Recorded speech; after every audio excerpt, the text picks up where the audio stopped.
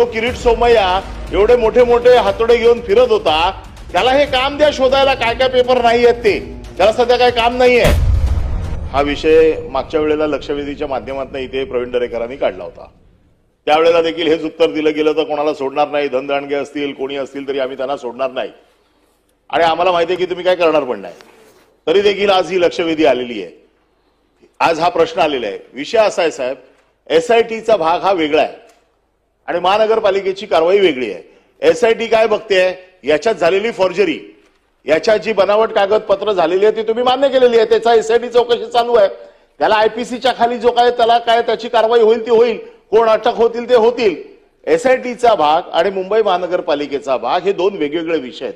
प्रवीण दरेकरांची मागणी अशी आहे की जे लोक एसआयटी मध्ये ज्यांची तुम्ही चौकशी करताय, तुम्ही हे मान्य केलंय की इथे फॉर्जरी झाली आहे, इथे बनावट नकाशे तयार झालेले आहेत, 1960च्या अगोदरचे पुरावे झाले आहेत, हे सगळं तुम्ही मान्य केलेलं आहे. त्याच्यामुळे त्यांच्यावरती फक्त चार्ज फ्रेम करायचं आहे आणि त्यांच्यावरती कारवाई करायची आहे. हे एसआयटीचं काम आहे. एसआयटी काय शोधते की कोण कोण ह्याच्यामध्ये आहे. परंतु झालेलं जे काम आहे, पूर्ण झालेलं बांधून झालेलं जे काम आहे, ज्याच्यावरती एक टीपीचा फक्त रिमार्क आहे म्हणून तो किरीट सोमय्या एवढे मोठे मोठे हातोडे घेऊन फिरत होता, त्याला हे काम द्या शोधायला काय काय पेपर नाही आहेत ते, त्याला सध्या काय काम नाहीये. आणि महत्वाचा विषय असा आहे की प्रवीण दरेकरांचा स्पेसिफिक प्रश्न आहे की तुम्ही ज्यांना प्रोटेक्शन नाही हायकोर्टाचं ते तर आज इलिगल ठरलेलेच आहेत, कारण तुम्हीच मान्य केलेलं आहे की त्याचा रिपोर्ट खोटा आहे म्हणून. मग तुम्ही त्याच्यावरती किती दिवसात कारवाई करणार, तोडक कारवाई किती दिवसात करणार.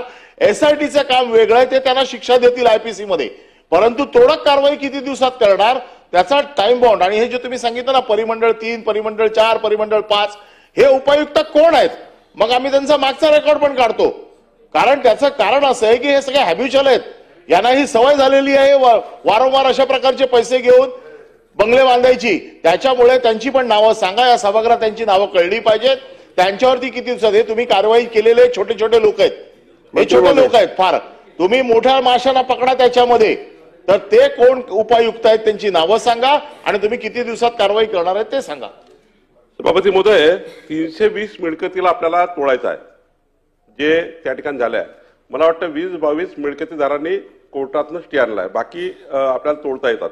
त्याच्यामध्ये पूर्ण आपण खरं आहे अनिल परब साहेबांचं की उपायुक्त परिमंडळ 4 मध्ये शंकरवार आहे, उपायुक्त परिमंडळ 7 मध्ये भाग्यश्री कापसे आहेत, उपायुक्त परिमंडळ 5 मध्ये क्षीरसागर आहे आणि परिमंडळ 3 मध्ये उपायुक्त विश्वास मोरे आहेत.